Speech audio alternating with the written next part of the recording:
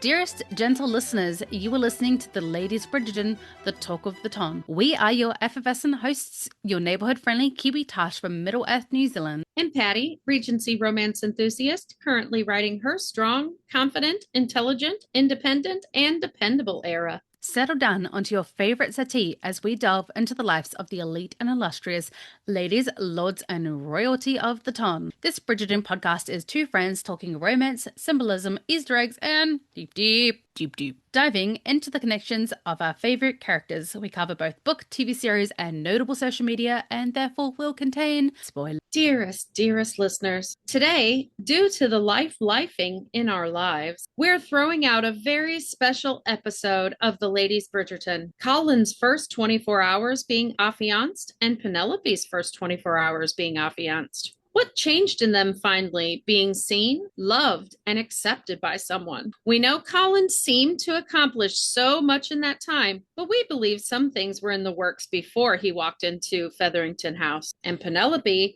knowing she was leaving her family's grip, became more assertive and open about her issues with their toxicity. We shall discuss. Pod snacks, I have drank all my coffees, and it's gonna be an interesting time to get to sleep tonight. This is gonna be an interesting episode if you're starting it like that.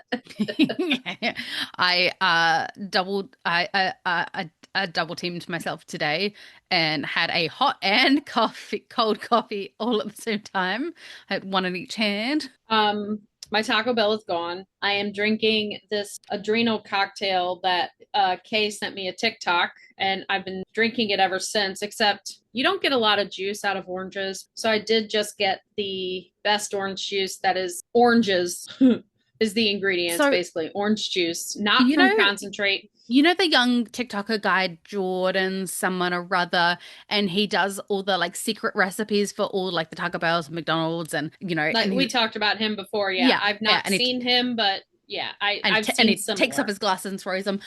He has been doing a whole series on the moment. He got himself I think it was like a cast iron or some kind of like heavy iron juicer. And he basically is just geeking out over how much juice he gets out of these juices. And he gets a lot of orange juice. And like, you should see his face when he does the pineapple juice. Well, I'll just say in the TikTok video, she needed 4 ounces of orange juice and she used 3 oranges. And with how much oranges cost, to do that every single day is costly. And I can go for a longer stretch of time with this particular orange juice, not naming names, but it is just orange juice. It is not, it's its own sugar. It's no added sugar. It's not from concentrate. But do they water it down?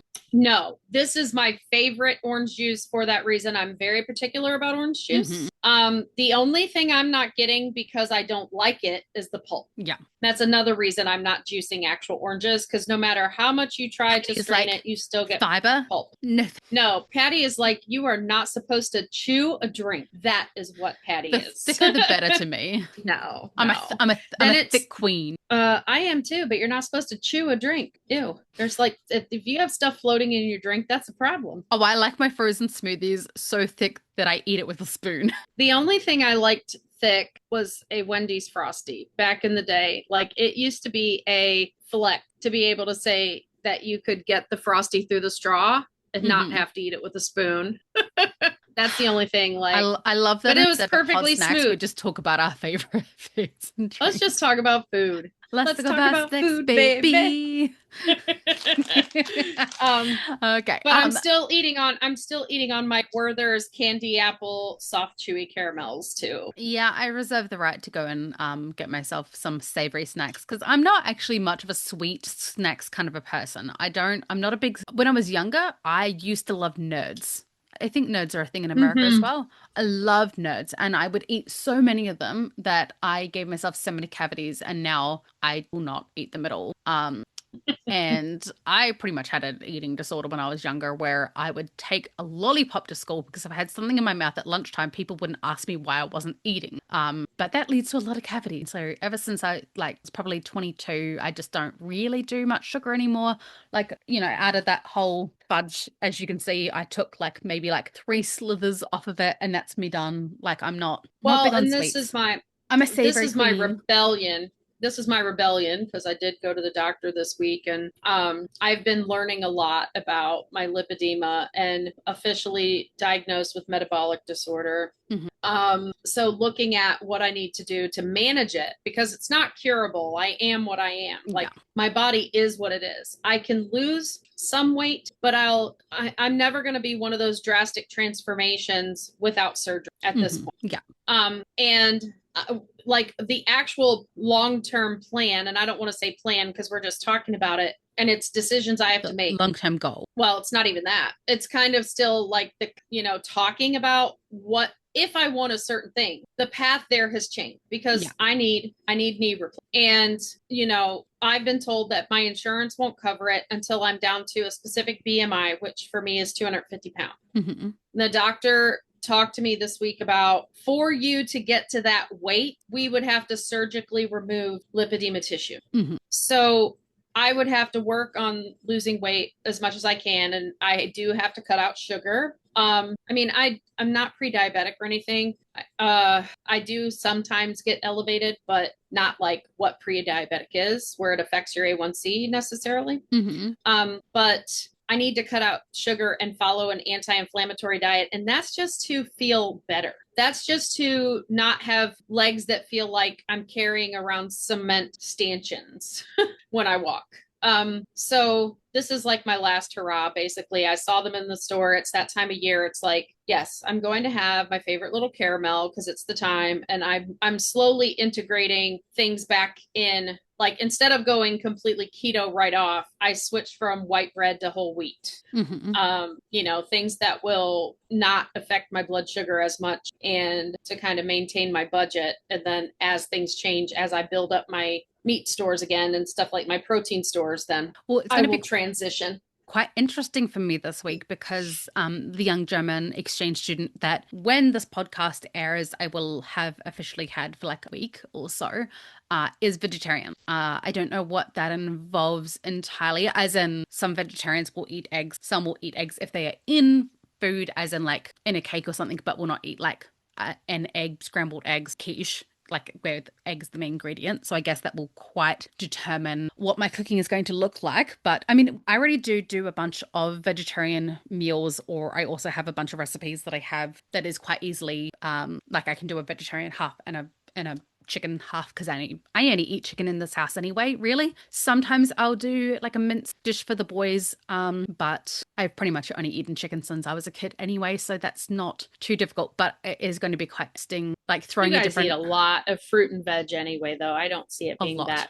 difficult. No, and that's the thing. My fridge is always stocked heavily with fruit and veggies. So, like I said to the host coordinator, I said like at any given moment, I literally could accommodate for any diet that you could possibly throw my way, except for halal. I'd have to research that one. That's probably the only one that I'm not familiar Yeah. with. But like FODMAP, Yeah, and that's celiac, dairy intolerance, I'm like, I got you all covered. I got everything covered. Yeah, it's just halal that I would have to yeah. research. Okay. So we forgot to talk about Bridgerton news in our Boy, last that was, yeah. podcast. So let's get into some Bridgerton news. Let's start by talking. We vaguely talked about it in our last episode, but we did get new photos. I don't know whether they were leaked photos, weren't they? They weren't actual. Someone got to visit the set, and I'm like, I don't think you were Yes, the supposed sets. to share They are those. friends. Yes, they are friends with one of the set designers or Yeah, cinematographer or I think it something. was cinematographer. And they were told not to post, they were not allowed to post a picture, to post the pictures until a specific date. Okay, so they were allowed to, just not until. Okay, that makes sense because I was like, it seems random that they've posted them now after all this time. So the new photos, from what we could see, is I don't mainly. think I don't I don't think they let anyone on that set unless they sign an NDA. I was going to say And everything would have they specific probably clauses. they probably say you can walk around and you can act like a regular person, take your pictures, whatever you want to do, but you particularly, they have their legal team determine like Yeah. anything you take pictures of, you cannot release to the public on social media or anything Yeah. until XYZ date. Yeah.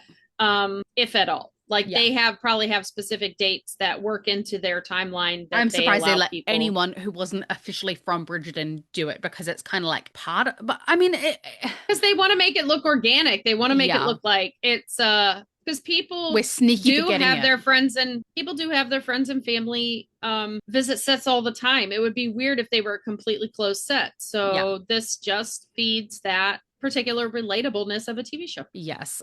So the main image that we got that caused the frenzy was the Featherington staircase and how The it is, foyer, yeah. yeah, the foyer.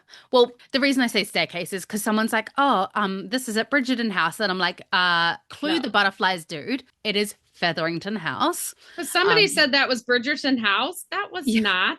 I know. I was like, come But again, it's their please. entryway. You walk in that door and Yes. you can go up the stairs to the Yes. drawing room. But here's what's funny to me. Now that we step back and we see the whole set, because in season 3, when Penelope says, do you The want to food come in? truck. I have some new books. She gestures off to that one corner Yeah. away from under the staircase. Like there's a room over there. And Harry has a closet. I swear that there's like this light coming from that way. Like there's a room over there. And now it's just a wall. Yeah. There's nothing. It's like the room of requirement. When Penelope needed a place to take Eloise to talk about books, there's a room. All of a sudden, a door opens, but now it's just a wall. No, I mean Philippa had always threatened to put Penelope in the closet with her books. And not just that.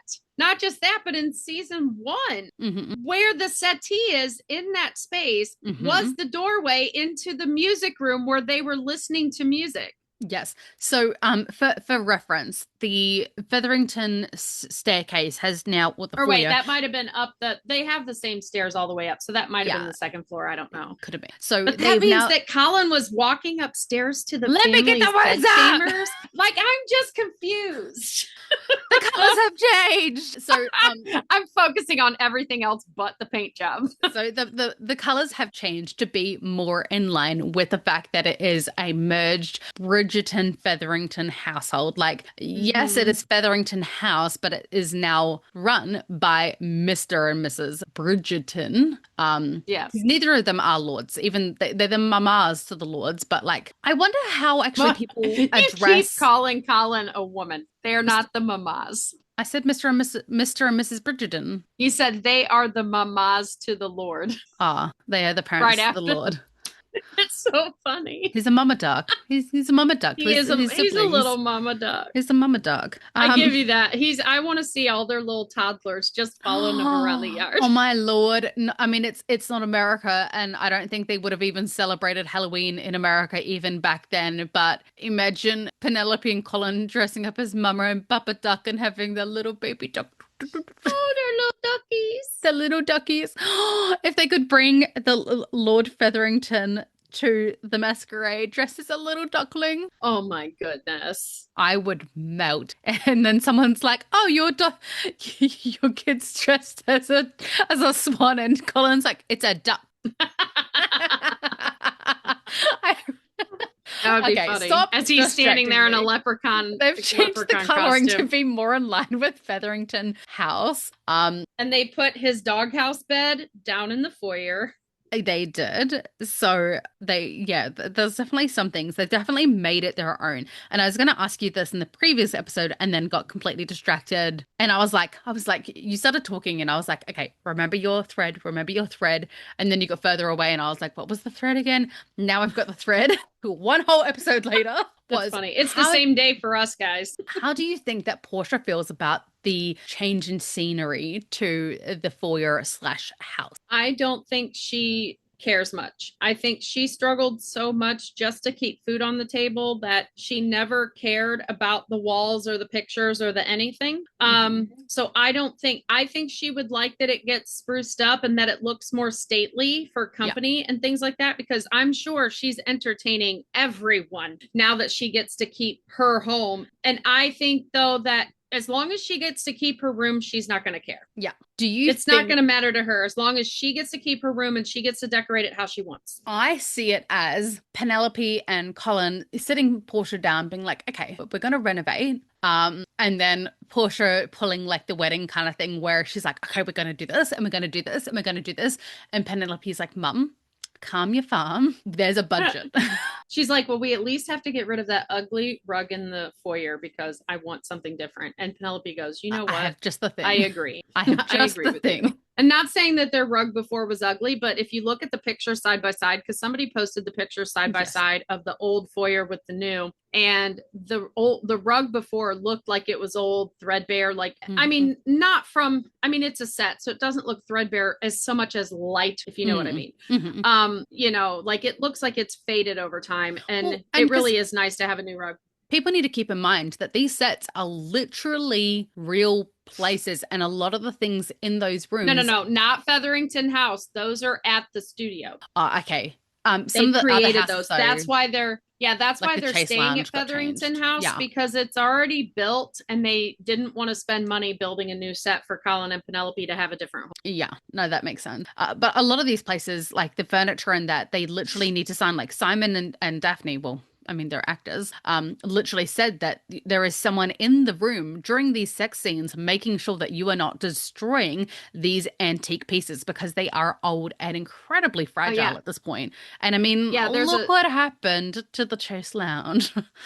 Well, and we don't know if that chaise was, I don't think that particular set necessarily was a set in another home, a specific estate or anything. So that chaise is just one they could have had. And I think they intended it to become part of their home and to be the sofa that Colin sleeps on, but they broke it. So they had to go procure another one.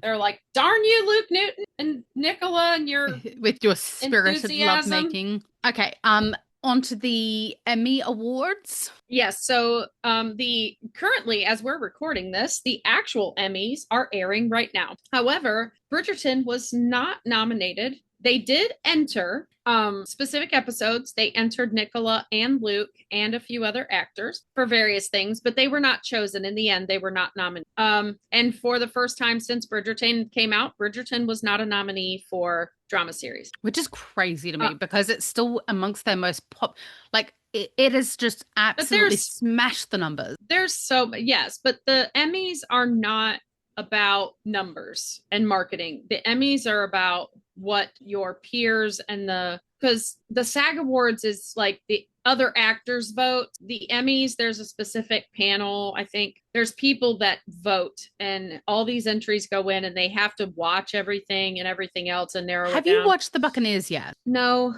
I've seen so many people talking about how it's what's getting them working through. My entire life.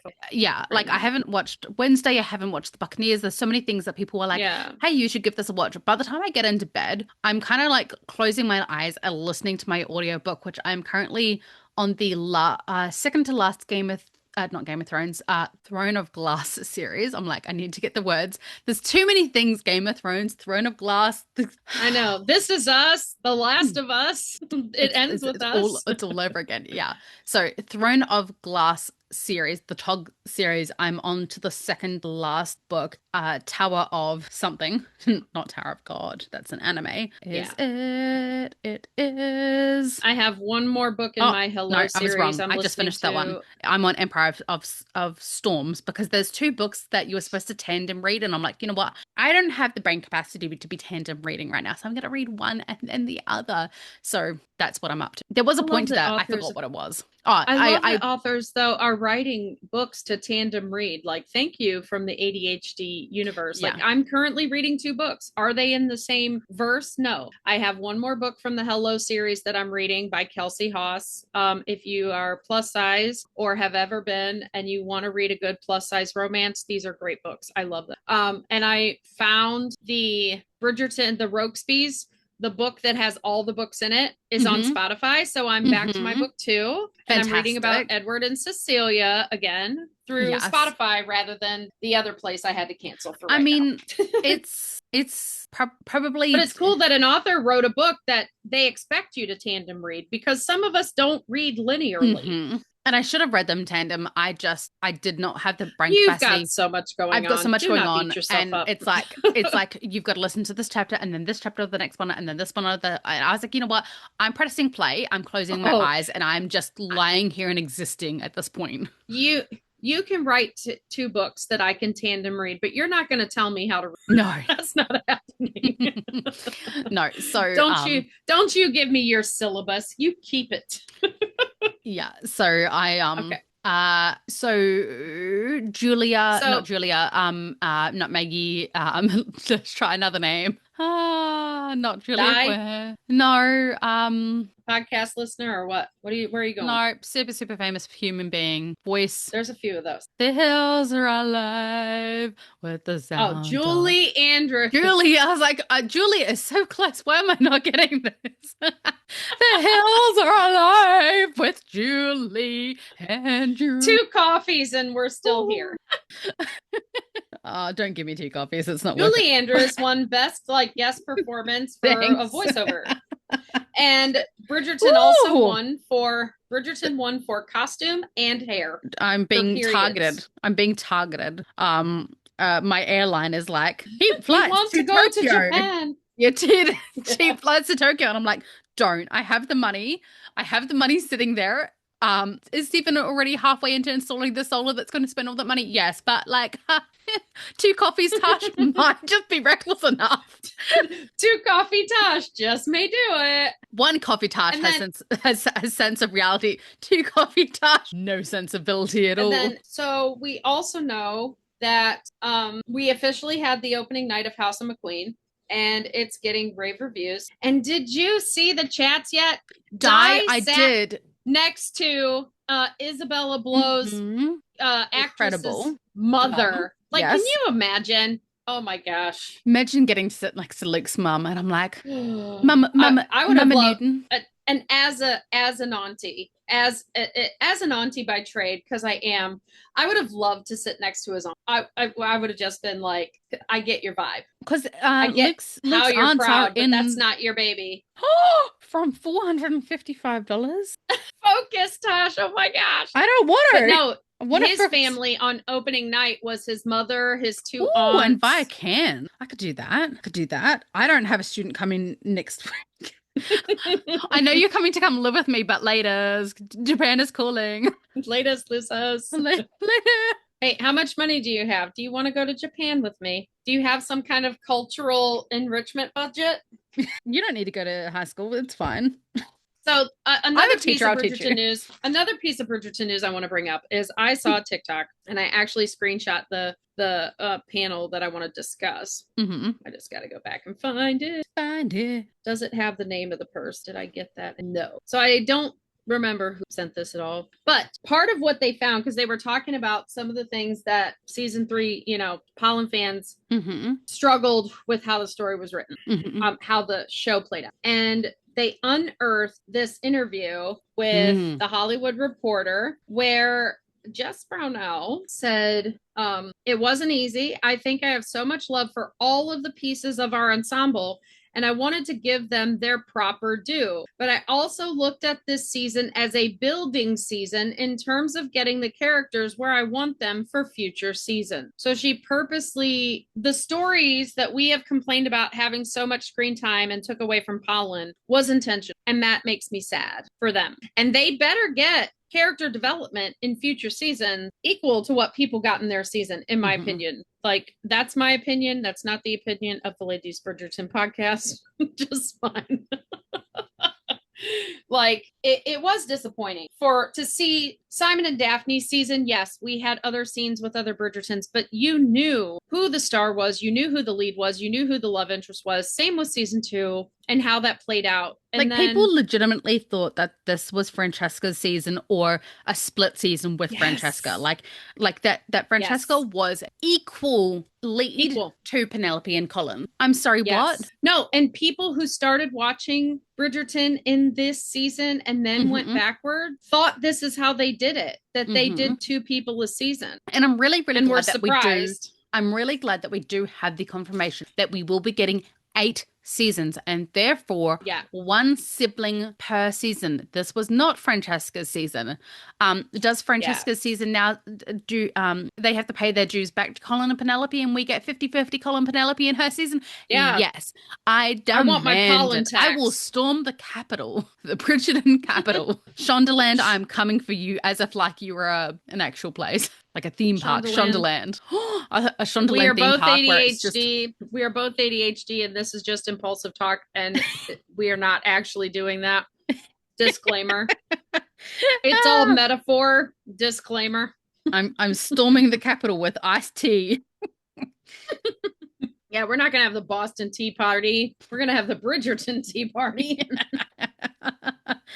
Yeah, I severely apologize. I have like not slept in a week, and so the tangents will be tangenting today. So yeah, we have had some major Bridgerton news that we wanted to share. And I would like to point out, Shondaland Netflix, what's going on? Are you okay? Are you okay? We'd like to know, the fans, because there were 6 months of PR leading up to season three. Season four is supposedly in the can. We don't have a release date, but we know it's in 2026, which is not October, far November, away. December, January. That's potentially, if the rumors are true, the rumors are True. true, the true. We have four I've heard months. two. I've heard January and April. April seems way more accurate to me because that's 7 months away, which means that they could potentially be starting a press tour in about a month's time, which would track for their 6 month timeline. But for them to be like, if they were releasing in January, for starters, people are busy in January. Like, I don't know Well, about you, but like that January is a interview busy with time. Australian, I think it was Australian Elle with Yirin Ha said she'll be on Yeah. the small screen in January of Yes. 2026. But if that's the case, there's I literally nothing out there about season four PR, really. well, I mean, is Nothing. do we know what else I mean, she's we had our seasons of love, we had our little teaser but event. what other We projects has she got coming up? Because it be something no idea. else. Okay, let's have a look. I didn't see anything on IMDb when I checked the other day. So But we've here's got my thing though. May The 2025, they Survivors. did the huge When is June they Prophecy season 2 coming out? Because they have said that she's got to be in June Prophecy season 2. that's not that wasn't even showing on her IMDb It unless is. they're counting I just Dune looked. I just. prophecy all together. I. I just looked it up and it shows When is it season airing? 2 renewed for season 2. I knew it Next was renewed, but I episode didn't see anything about it airing. Well, I didn't even see it on IMDb. no, it But releases Sunday the 24th of November. Oh no, yeah, that so no that's no no that was 2024. So that was season 1. I don't know why it's showing right. season 2. Because it's already recorded, isn't it? Isn't that one of the ones that they filmed everything at? I think a lot of stuff. I don't know. Anyways, Season 2. I just want to know because if we're Okay, so doing then The January or Survivors. April, there's been no PR, and they are still promoting. Not that we mind. We love Polin, but their most recent, when Taylor Swift announced her engagement, they could have done a season four promo teaser thing then, but they chose to go back in time and promote Pollen So with their post. she's also in a TV series called The Survivors, which is an Australian TV series which released the 6th of June 2025. Like, she would have still been filming for Bridgerton then. 6th of June, Well, they that's hadn't when it wrapped yet. released. Yeah, that's when they released it. That's not True. when it filmed. Yeah, true. Because I was going to say, like, that's in Australia, which quite the way from England. So Okay, I'm just so wondering, like, when are you going to start talking about Benedict and Sophie?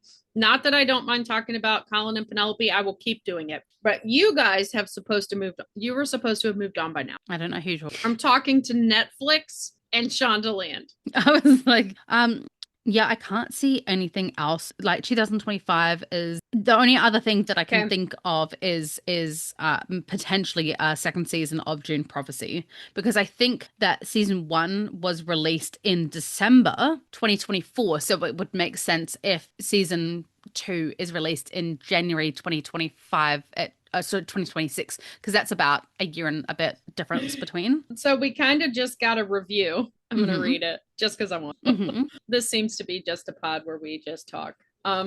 Where was There's that? no plans. We're just winging it. Where? Stephanie posted in Tangent Squad. So I listened to Duck Duck Luke today, by far one of my favorite of your podcasts. I do love talking about Colin's love for Penn. Something clicked for me while you explained how he went from season one to season two with intention, and that in season three he was so lost because he realized he had hurt her the previous year, but all along meant to have a secret engagement to her. For me, I thought after their season two dance that he looked forward to finally travel so he could have secret correspondence with her again and maybe be more intentional. Love He that. said in season three, I wrote to you. I want to see those letters. I bet you it said a lot. We think Hmm. so too. Also, he was like, okay, let me get you a husband.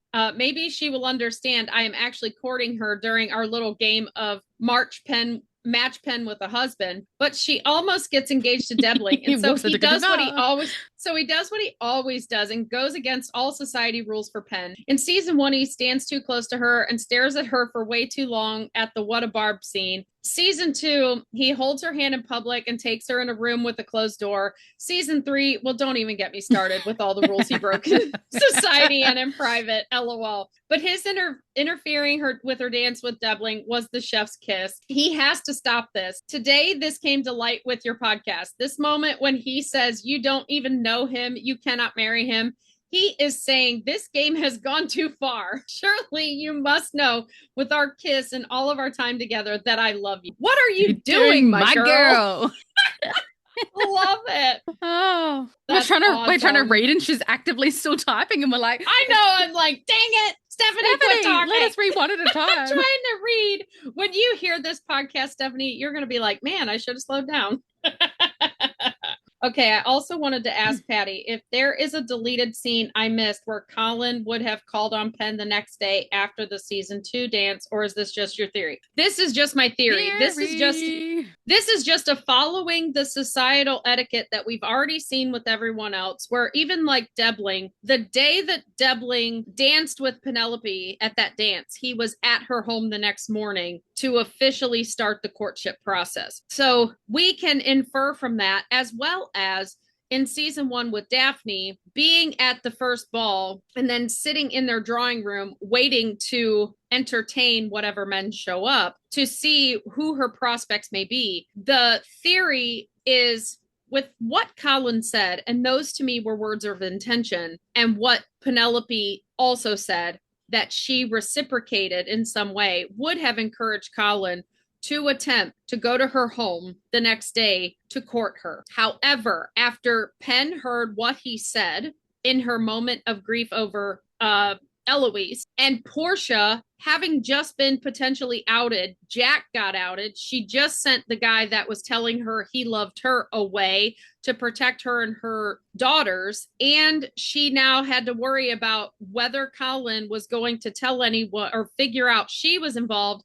And then Mr. Colin Bridgerton shows up at her house the next morning. She would not have received him, and Penelope would not have received him, and he would have been turned away. That's my theory. There's no scene speaking to that, just with the pieces and parts of what we know of how society works, how Bridgerton has worked out the map of courtship in the ton, and what would have been the motivations of Penelope and Portia. That is how I came up with that particular theory. Now I do believe we must make haste into today's. Yes, because we have not made haste. We dilly dallied. We dilly dally with sloth. We crawl. meandered. We will meander into today's episode.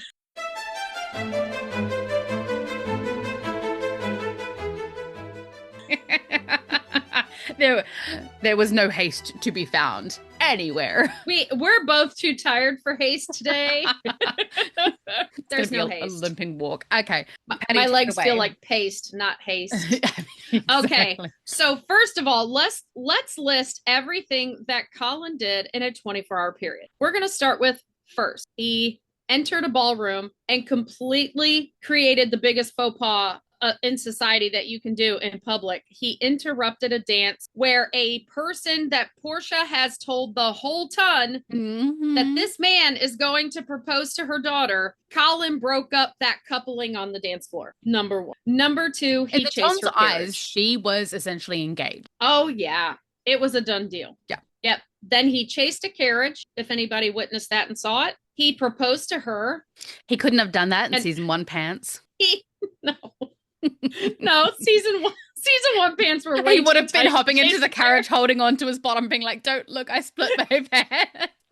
And season Easy two access, my post dude. season two post lockdown Luke Newton and little Pudgy. I came back from being in Greece where he ate He everything, ate and well. he's a I mean, foodie. He came back looking like his whole vacation so was nothing but food. you know how in My Big Fat Greek Wedding, how the dad basically translates everything back to a Greek origin, and he says, Yes. portakalos, orange, it means apple. So my dad There did like you go. yeah, my dad did a take on that for his speech at our wedding. And so my husband's last name is Bolton. And so he says Bolton means hungry and Matsis means to feed. Aw, that's cute. Because you do cook for I everybody. do cook for everyone. Everybody but me. I'm sorry. I did You will actually cook for think me when about I get there. I did think about how, like, if I could get away with sending you a jam that I made, but then I was like, jam is so heavy and then it cost me a fortune to send It it would over. cost a lot of money. Yeah, It would cost a lot. yeah. Yeah. No, so he chased a carriage, and in season two, Colin would have never managed to chase that carriage. So he needed that summer workout before season Hot girl three. summer. He announced it to his family, all of them. He stood up R.I.P. for his Anthony. yeah, R.I.P. Anthony. He stood on business with Portia. He procured a home. He had already moved things into said home. Partook in risky business with Penelope. He implanted the future Lord Featherington, and he went home when all this was. Oh, not to mention, he completely put her back to rights and showed his skills as an older brother of a bunch of sisters. He also convinced his most difficult brother that a match to Penelope was a good thing. Yeah. And he went home and said, you know what? I'm going to start a career right now. I'm going to start writing my book. So Colin was busy in Let me 24 just hours. say, this is ADHD superpowers. This is hyperfixation mode. This is hyper focus. And I love it when they say, like, they try to do something for like 5 to 7 days and they complete it all in the 20 minutes before it's due. That's me. Like, I like when I start, like I'm not stopping until my body is like physically cannot anymore.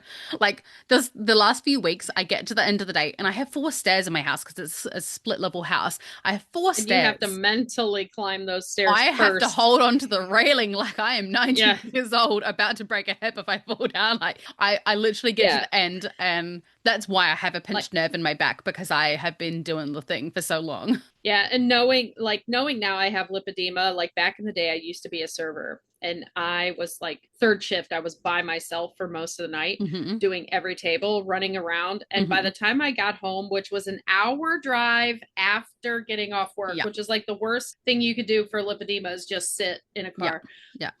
I literally would cry thinking about getting out of my car and walking into my house. And I had like 5 steps up to my apartment at that time. It was awful. But yeah, Colin did so much. But we believe a lot of things were in the works. Colin did not do everything in 24 hours. First of all, he had a key to that place in his pocket. And I'm going to preface this next part. I don't know if you listened to my whole voice note. I did. And that's why I started voice noting back to you, but then I got distracted by the cherry blossoms and then the daffodils and then the bad But drivers. I now am even more heartbroken for the Colin that thought he might lose Penelope because I think He would have to return the key, and that would be I instead of the love shack, it's the Mrs. Palmer and Colin love shack. no, I think right after the kiss, because remember, he doesn't go to her house immediately. We know that from under the willow tree. Yeah. And he apologizes for that, but I think that he was putting some things in place. And I it now makes me think of that scene differently after the dream Mhm. and how Benedict is, because we know Benedict likes to stir the pot. And Yes. I'm kind of wondering, I think like Benedict knew and he was messing with him because I feel like he would have confided in Benedict, and Benedict would have been like, look, dude, you've got to compromise her. That is the only way Antony is going to allow this and not give you grief and whatever. Hmm. And start and gave him the keys, started, and he started planning things, and he planned on proposing. And I still think he planned on proposing Excuse at me, the kiss. Trucks. Like, as someone who's a chunky monkey, I understand that, rumbling happens, but like, those dudes are like flying down that street with their big bottom trucks, and it's like shaking everything. Shake. Well, it's noisy, aggressively So, noisy. or even he went to Benedict before the kiss, because you and I both think that he went there purposely in the guise of night to like maybe propose, whisk her away. Like I'm Hmm. starting to think that this little scene in this house was like set up and was set up for a while, and then everything was running away from him, and Debling becomes a thing, and he's like, what do I do? What do I do? What do I do? I'm losing her. What do I do? And it just makes me even more sad. I mean, that Colin that came home from that revelry and ripped off his cravat and fell back on his bed, like that all, he is such a little romantic. And just to think that his plans were not going to pan out and this isn't going, like we all have those plans. Like think about like you guys started looking for that you're going to move and all of that. How Yeah. many times did you have meltdowns and tantrums because it wasn't going how, like there was, especially with that one lawyer and that one dude, Oh, like it seems like the plan isn't going to come to fruition. And I just felt in that moment that was his moment, right? He was giving up. He I was giving up there. I mean, it's I've had a lot of like physical body issues in my life, like a lot of medical illnesses, endometriosis, polycystic ovarian, bowel issues, polyp, like asthma, you name eye surgeries, like you name it, I've had a surgery for it. Well, I mean, not really, but I've had 10 surgeries. Like that's a lot for a 30, I'm like, how old am I? 34.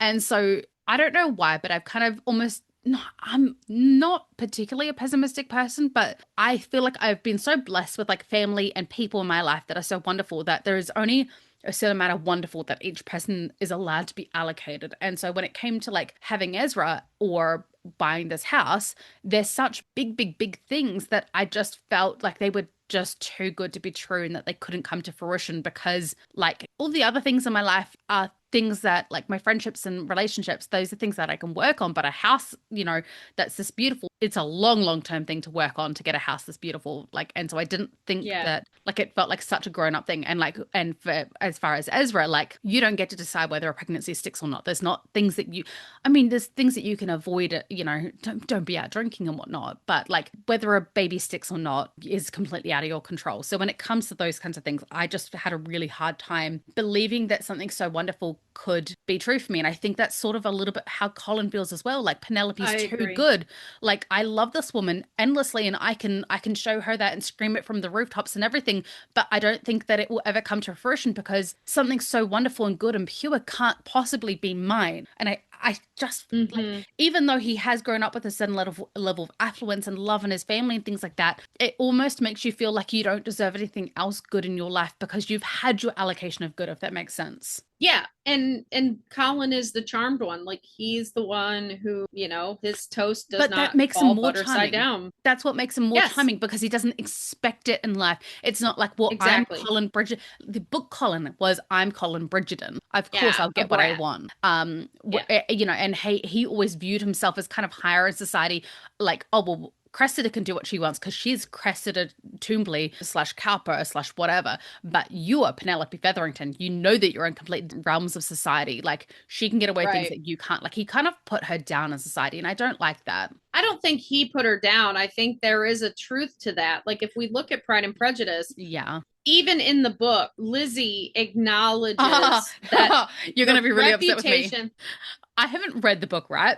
I've only just learned that his name isn't Darcy.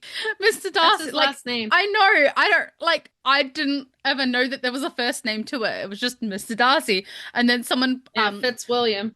Fitzwilliam, and someone was comparing, oh, what did I see? Something, oh, someone made a comparison to, it was like every time Penelope brings up Lord Dibling, and it was like every time, in that movie that she brings up George, Wickham. Wickham. And that's such a. I was meant to send it to you, and I just completely forgot to because I was like, that is so on point. Like bloody George Wickham. Like, Like yeah, he goes, what about Wickham? yeah. What about Wickham? Yeah, and I feel like that's how like I feel like She's like, if and what about Mr. Wickham? And he's like, Mr. Wickham. what about Mr. Wickham? I feel like that is Colin, and any time that anyone's like, hey, does anyone know what happened to Debling? What about Debling? Like even now, Colin's gonna be like, what about him? Yeah, I see that so much. Yeah. Like, Debling?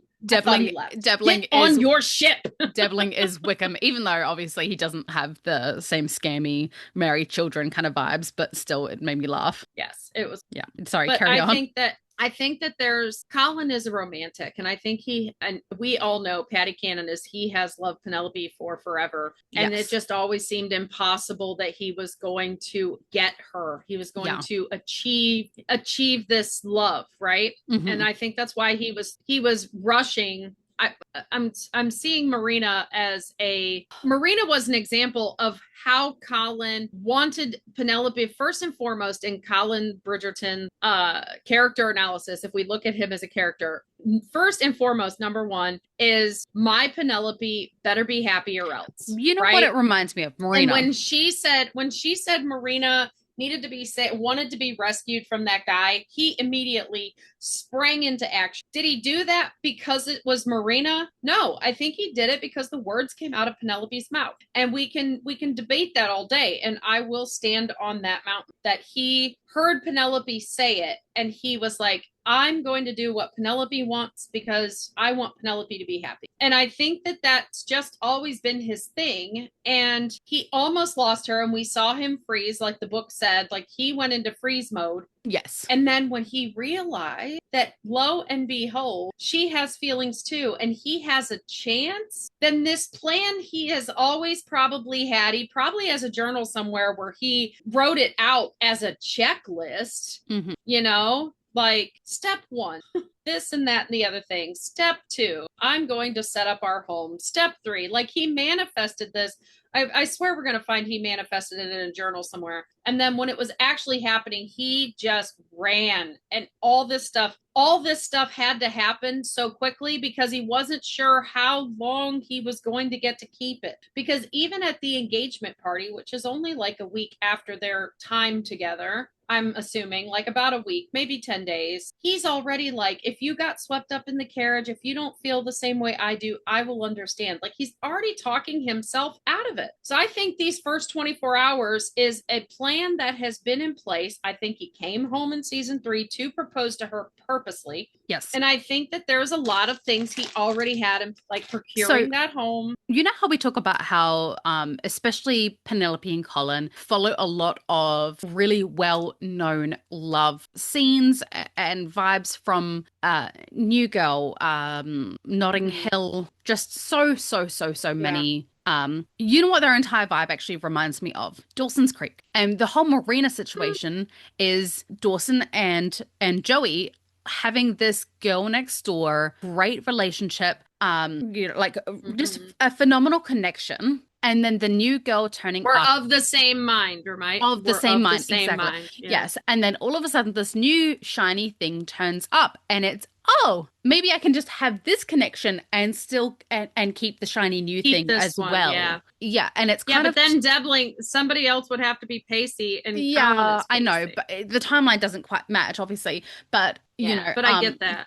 It's the same vibe, and it's something shiny comes along, and you think, well, maybe the grass is greener on the other side. Maybe it is just friendship, and you kind of push that aside. Or, well, that's not really an achievable goal. Penelope is Penelope. I can't ever get her, so this is the next best thing. Oh, it's shiny, it's new, Hmm. it's fun. Everyone else wants it. I'm gonna go for it, and that's And kind of just amazingly enough, I'll still get to have Penelope in my drawing room. it's a teenage boy fantasy. That's what it Yeah. was, and he was what 19, 20 at the time, 20, 20, we'll say. maybe Because in just season 20. two, he was 1 and 20. Because even Portia says like he's barely out of leading strings. Yeah. But you bringing up Notting Hill and all that stuff made me think that this 24 hours of Colin, starting with the chase, the Hmm. run Hmm. to the carrot, and we know from the presser, from the whole PR campaign leading up to Yes. opening, they talked about their favorite rom-coms, and one of them that was mentioned was When Harry Met Sally. And Yes. the end of When Harry Met Sally, when Harry realizes I'll that have what she's he having. yeah,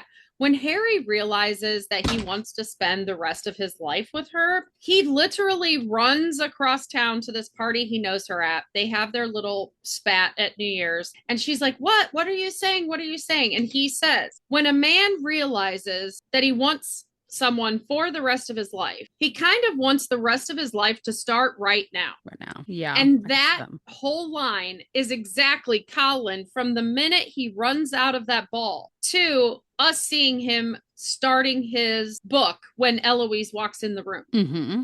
When a man finally sees what the rest of his life can look Could look like, like. Yeah. he wants it to start right now. And Yes. Colin is trying to make everything happen right now. And then, found out he's got to wait 4 weeks at least to marry her, which I find So really no, funny. no bueno.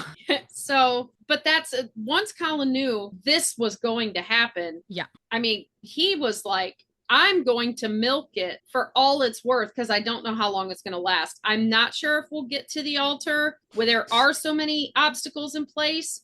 Yeah.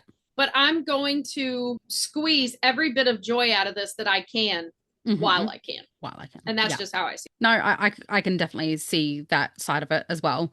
For the naysayers of, I mean, we've covered this so many times, but for the naysayers, like the proof is in the pudding. Like if you actually look at his intentions and how much happens in that 24-hour period, I do sort of wish we got the interaction with Portia and Violet of insinuating that had been going on for a lot longer than what it had in order to rush the wedding. But instead we got Angry Colin, which I absolutely hate. To be fair, they really, really did improve Colin's character from the book. So I will give them that much. Well, and as we get into that analysis, like I don't want to say I see it totally differently. I do think they played it, and the way the scripting is like he's angry forever, but he's not angry forever. Yeah. And here's the thing. Emotions are not Linear. one at a time, okay? Yeah. It's not a train. It's not like the engine is one emotion and the cars are all a different emotion and you feel them one at a time. Yeah. Colin is feeling so many emotions at once. Anger, betrayal, jealousy, just flabbergasted that this person he thought he knew, he has no idea. Yes. And I think that, like I said in my voice note, I think that's what is such an issue with Colin is that he barrels forward in every plan he ever has. Once it looks like it's going to play out, he puts all the pins in place. Mm-hmm. And when it blows up in his face, when it does, he's so surprised. He's like, oh my God, I was wrong. Or I may be wrong. And like in this case, I think he's worried about, did I misread this? Was I wrong? Am I wrong here? And I think for Colin, that's that's where his entitledness comes in, is that he just can't imagine what he thinks is going to happen isn't. Kind of like how Eloise can't see how other people can't think the way she does. Colin doesn't understand why a plan doesn't play out the way it does in his head. Yeah. And he gets so blindsided. Why are there so many obstacles? All of a sudden. Yeah, like there shouldn't be this many challenges. Like, come on now. And if there are challenges, is it the right thing? Like if it's right, it should go smoothly, sort of thing. Like I think people think that everything should just come easily in life, and that's just anything that's worth. I mean, the old saying, anything that's worth waiting for. Anything that's good is worth waiting for. People assume that when true love happens, it just falls into place and it feels right. And there's no conflict and there's no challenges and there's no anything. And that's not true. Yeah. It's just there's still challenges, there's still obstacles. Just instead of ending it when they happen, because you think it's supposed to be perfect, you go, Yeah. hey, you are worth the fight. You are worth Yeah. the uncomfortableness of going through this part of it with you. And You I are think worth me Colin putting up finally, with, Portia. like at the end of season one, Colin runs away. He goes, I mean, he was already planning to travel, but he Yeah. does that to kind of get away from how crazy it got. And Yeah. then in season two, at the end of season two, I think that not hearing from Penelope after intentions were set on that dance floor, he ran because he didn't run right away. He was at home when Anthony and Kate came back. Yeah. Right. Yeah. So, and they had a while to get to the altar. So there's no way you can fix that timeline with the way they talked about it at the beginning of season three. They screwed that up. Yeah. But still, the longest he was gone was 4 months. And we know that the gap from between season one and season two, we know the gap between seasons is 10 months because that's how long Portia Well, said I it actually had been love since Archibald had died. I love what Stephanie just said in that thing that you read out about how Colin loved going on his travels because it was the way that he got to be closest to Penelope, not physically, but Yes. that was their courting, was courting through letters. That was the way that Yes. he could find out truly about her as a person, not just the niceties in the way that you're supposed to talk when there's ears and eyes watching all the time. It meant that they got to bond in a way that was separate from the Ton, that the Ton did have no insight into. They got to be their genuine selves with each other. So I love that Stephanie's kind of posed this as like Colin wanting to get away, not just to travel, but because it was a way for him to bond with Penelope and deepen that connection. Well, yeah, and being close to home, when he's at home, there are so many obstacles. Like Eloise isn't keeping them from each other, but she's just always You there. and me and your friend Steve. And he's not allowed to openly write her. So he has to leave on his travels and he's sending those letters somewhere. He's got somebody helping him.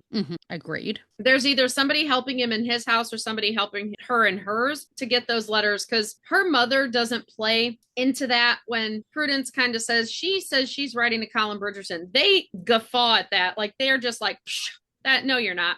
He would never write you. They throw it out. And so I don't think they think it's real. I think they think she is fantasizing and just writing in her journal. Yeah. So nobody looks into it. But an unmarried woman writing to an unmarried man is very scandalous. And they're going to have to re-scandalize it for season 5. Yes. Well, I for mean, Eloise's season. Well, season 4 potentially, but Eloise has to start writing to Sir Philip because it's called To Sir Philip with to Sir Love. Philip, yes. It's letters. It's mail order bride trope. So Yes. they're going to have to re-scandalize it so that it can become scandalous again. And I think what they're going to do is they're going to explain like how Eloise manages it because she used her servant, I'm sure, in the book. I'm pretty sure.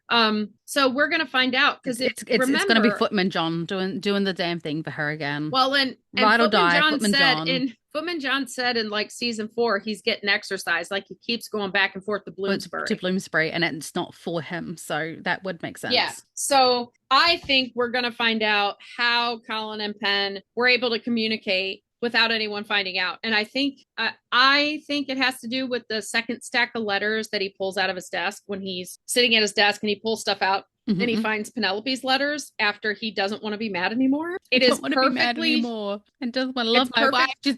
She's wearing the lingerie. It's off the shoulder. Want to be happily ever after. And he got to the point where he didn't want to be mad anymore when he realized that she was just accepting that this was how their life was going to be. It's like I married a milkmaid and I can't even enjoy it. Yeah, he felt like he was creating another abusive household for her. I feel like an emotionally neglectful household, and he could not stand to think that he was doing that to Penelope. Well, I mean, and as I've said in the past, I really actually respect a man who can take the time. He wasn't using silence to punish her. He was still interacting. He took the time to process his emotions. He didn't yell. He didn't belittle. He took his time. He processed emotions. He then went to her once he'd sorted through what the root cause. He didn't just surface feature those emotions. He acknowledged, I was jealous. I had these feelings going on underneath, and that is how it presented as this. And I'm going to work on that, and I accept the way. He was attuned to her in the moment when he saw her resignation. He's like, look, I'm done here. Yeah, we can't keep it. This isn't working.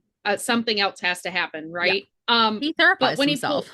When he pulled those letters out, there was a second stack of letters and reminding everyone. He said he wrote to everyone, but nobody wrote him back.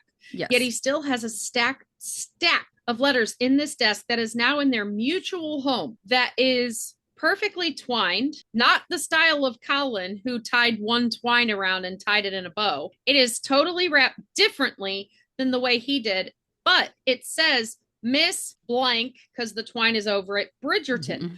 And we assume this is part of his stuff, right? Yes. But if you look at Penelope's desk is a little writing desk and it doesn't really have many drawers. I'm starting to think those are her letters from him. And he wrote to Miss, we'll say P. Bridgerton. And when they came to the house, the servants knew those were for Penelope.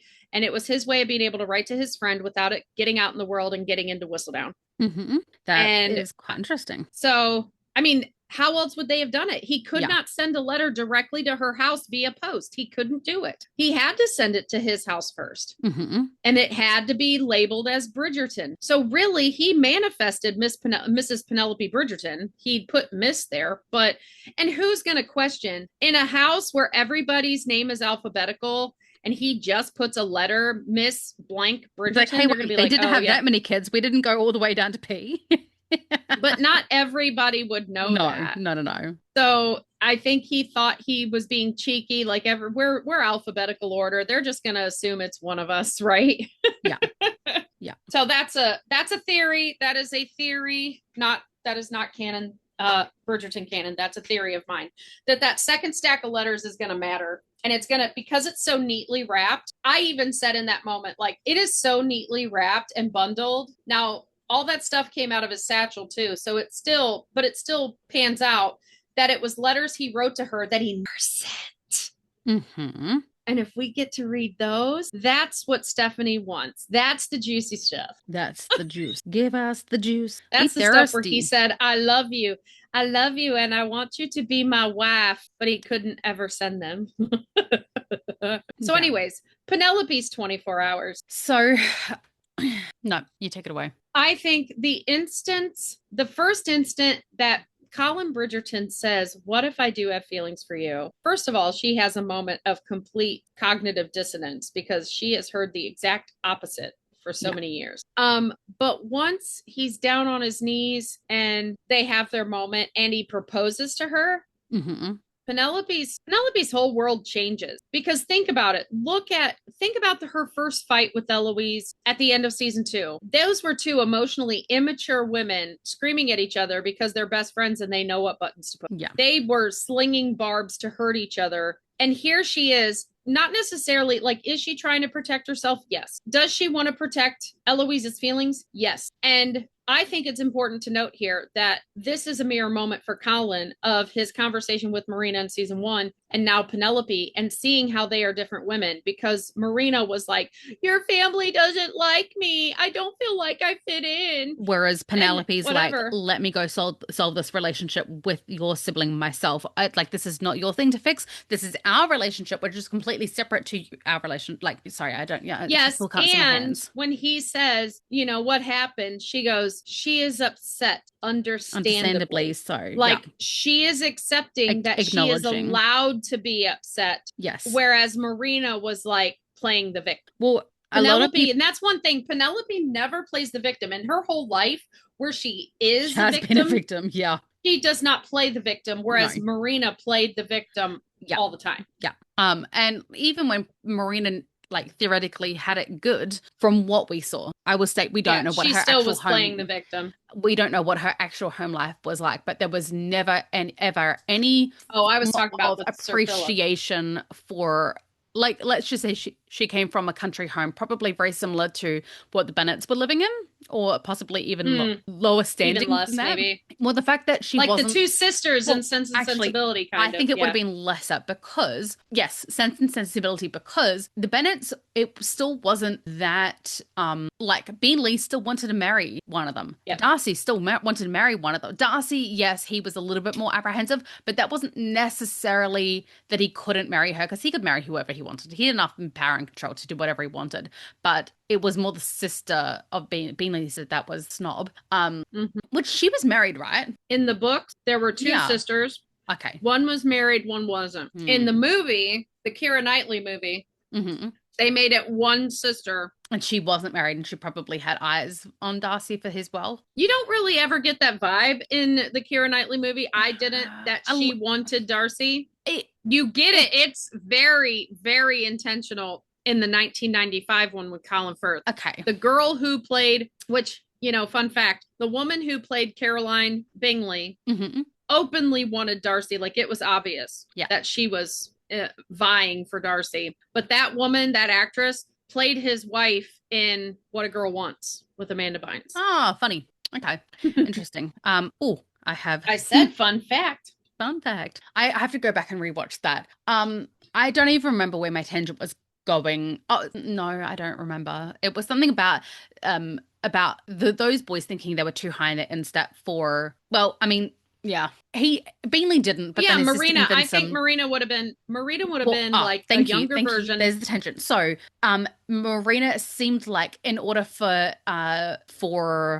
not George. Not George. It is for George to marry her, that he would have had to have eloped and left behind his title to marry her. Like when we find out he's dead, and she's like, he was going to marry me. He was going to run away with me. Why would he have to run away with her? Yes, she was already pregnant, but if you were strong enough, like if you were high enough in society, whatever, like he was a marquis. No, he was. We do know. I just. He wasn't. He was higher than Anthony, but not as influentially. But anyway, she said he was going to run away and be with me. Why would he have to run away and be with her unless you were so low in society that it would not have been accepted for her to marry? But Philip didn't have to run away from all of it. No, which is I don't think necessarily he had to run away. I think she is a lesser Matt. But he would have taken her. He would have accepted whether his family would have or not is a different story. But he was saying was going to choose her. He would have, like, his family would have had to have, because otherwise it would have brought shame upon them for him to have had a bastard out there. Yeah, and they could have very much disinherited it. But no, because the parents were already gone. It was just the brother. Yes, he was already the lord of the house. Because even in the book, we don't see the parents. I think his father's long dead. No. I'm pretty sure that his dad, very begrudgingly, like his son went off to war and died, and it was. And he took it out on Sir Philip. For a while. Yeah, but that in the the wrong book, son died. In the events of the book, though, his father is dead. Yes, I believe. Anyway, that was one. So in our timeline, the parents would be dead, so they wouldn't have even mattered. And he was going to accept her, but pre-warning, the rest of the family may not. 5 minutes before I've got to go pick up my groceries. Yeah. So, and that's what I'm saying. Like, Penelope immediately starts seeing her worth and starts expecting other people to treat her as such. She stands up to Eloise in a way she has never done before, and not in a fighting way, but in an emotionally mature way. I'm going to start demanding my peace. Respect. My peace. Like, this is what's happening. You can be upset, you can have your feelings, but you do not get to take away from me anymore. Well, and I think the moment he said our Bridgerton name, she became a Bridgerton, and she started acting as such. Like, you will treat me with the respect I deserve. Because when she's in that room with the girls, and the girls are picking at her, like, how did you get him? Him talking about how, I wish that you could see yourself the way that I see you, and then marry that back to the first season. Like, I began to see myself the way that you saw me. And I wonder if it's sort of like that. She's like, I'm beginning to see myself the way that you see me. And then it marrying back to the Lady Danbury from the books of more than I thought. I am more than I thought. Yeah. I am not shy. I am not meek. I am not quiet. I am strong. I am independent. I am intelligent. I have amassed my own fortune. She's strong, confident, independent, intelligent, and dependable. Yeah. No, but I think it's important when we get to that scene in the drawing room with her family. In the past, if we look at season 1, if we look at season 2, when everybody starts snarping at her for the, being snarky and harping at her, I put the words together. When they start snarping at her, she stays and puts up with it, much like Penelope in the book. I'm used to it, forgive them, they know not what they do. She lives with it, but in that moment she's sitting there, she's eating whatever she's eating, The girls are being snippy. The mother completely is now trying to fawn all over her, and it's weird. And she's like, I'm going to my room to read. Like, Hmm. she now extricates herself from anything that doesn't feel like it's what she's aligned with. Yeah. Like, she's like, I'm not dealing with this. I'm out. You're going to treat me better, or you're not going to get access to me at all. Yeah. And I was actually really proud of Penelope for kind of handling the engagement notice with her mum the way that she did, because it was protecting her peace. And she's learning you can be toxic all you want, and I will love you, but I will limit, if you were going to treat me this way and you're going to act this way, I'm going to limit your access to me. And that was the whole thing of her wanting to get out of the house, was limit. She loved her mum. It wasn't that she wanted to cut off her mum. It was that she wanted to limit her access to her peace and have her own life. Yeah. Yeah. Yeah. So, for the naysayers out there, Colin is crafty. He had been planning this engagement well before I think most people even realize it. Most people think that it was a spur of the moment in the carriage, like came out of his mouth, sort of like how it was in the books. But I think that Crafty Colin had at least dreamed of this, even if it wasn't exactly planned out the way that it came out, because obviously he daydreamed.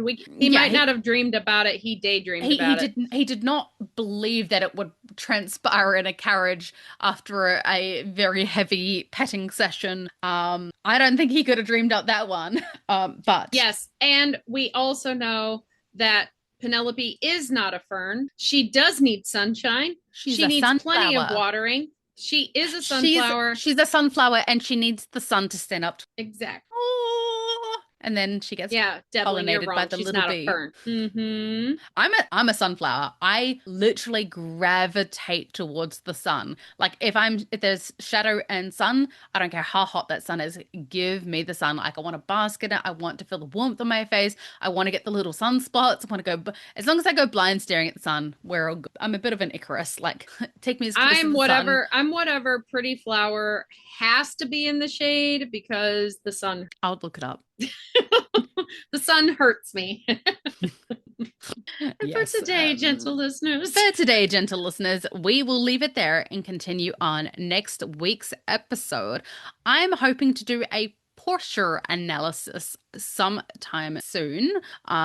Especially because we started to plan, but then we tangented in the best tangent queen fashion.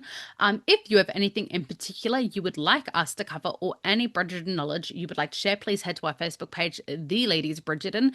And if you're enjoying our podcast, please remember to click subscribe and leave a comment wherever you are listening or watching. Additionally, Facebook is removing community chats for some reason. So those who are in our community chat, we have now created a Facebook Messenger chat, which apparently is a whole different thing. I don't know why Facebook's doing this. I keep getting notifications that it is going to be. I said, I don't either. It makes no sense. And the way the notification reads to me when you copied it was that they're getting rid of the group chats in Facebook, but you have to be part of a community chat, and that's what ours was originally, was a community chat. But the way that I read it makes no sense. I think they're deleting it. And for those of us listening, or for those of you listening on YouTube, we are being suppressed a little bit. Yes. I'm assuming it has to do with our House of McQueen review because of the content that we discussed, because it is very adult themes, without putting disclaimers and phone numbers and hotlines and whatnot. We're new to this. We're learning as we go, but you may not see us on your recommended or, your lists of uploaded, recently uploaded. You're probably going to have to go find us under your subscriptions. So if you've not already subscribed, please do. Yes. And you can also click the bell where it will notify you when we have uploaded new content. Yes. And thank you, Sadia, for noticing that it was there and then it wasn't, because we do have to go back in and move it from private to public every week, the podcast. It's not happening with the videos so much. It's happening with the podcast. We're not sure why. We're still reaching out to you to find out. But thank you for your support. And I'm sorry it's going to take a little more effort on your end to find us to watch our stuff. Yes. Once again, thank you for listening to the. Oh, no, that's your line. Wait, is it? Yeah. Yes. Hold on. No. Keep going. Say it. To the musings of two mad women with your host Tosh the Kiwi. And Lady Patty. Since you keep forgetting your I own love name, I how thought that I would be forget funny. my line constantly, and now I've just taken your stand. Hey, I got Well, a line out. I got a line yeah. out. And in this one, I was going to say your part. I was going to say Musings of Two Mad Women, introducing Tosh the Kiwi, since you always like glitch there. I don't know what's wrong with me so much. I can't even. You need sleep, girlfriend. You need sleep. Why not two coffees? All right, let's end That's it fake. there.